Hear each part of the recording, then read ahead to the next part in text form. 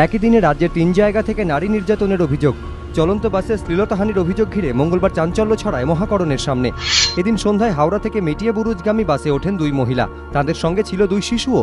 অভিযোগ, হাওড়া ব্রিজের ওপর মহিলাদের উদ্দেশ্যে কটূক্তি করে এক যুবক। পরে বাস ব্রেবন রোডে পৌঁছলে তাদের মধ্যে এক মহিলার শ্লীলতাহানি করে সে।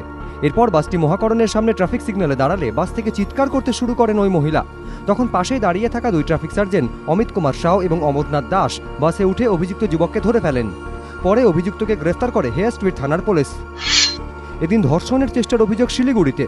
সন্ধ্যায় ইস্কন মন্দির রোড থেকে টিউশন সেরে বাড়ি ফিরছিলেন এক তরুণী।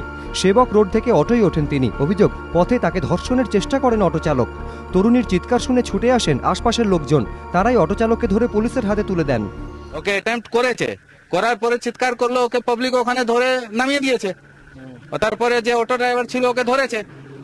এখন ঘটনা এটা হলো, এটা তো খুব শর্মনাক ঘটনা। রাত্রিবেলা 8:30 এখানে কোনো মেয়ে লেডিস কোনো সেফ নেই শিলিগুড়িতে। অন্যদিকে বেলুড় স্টেশনের ঘটনার পর এবার ফের হাওড়ায় শ্লীলতাহানির অভিযোগ। কাজের সূত্রে মুম্বাই থেকে সোমবার রাতেই কলকাতায় আসেন এই তরুণী, সঙ্গে তার বাবা ও এক বন্ধু।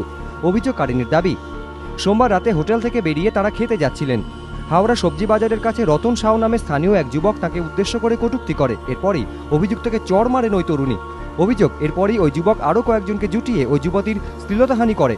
প্রতিবাদ করলে তার বাবাকে মারধর করা হয় বলেও অভিযোগ। অভিযুক্তকে গ্রেফতার করে পুলিশ, কিন্তু জামিনযোগ্য ধারায় মামলা রুজু হওয়ায় এদিনই আদালত থেকে জামিন পান তিনি। এবিপি আনন্দ।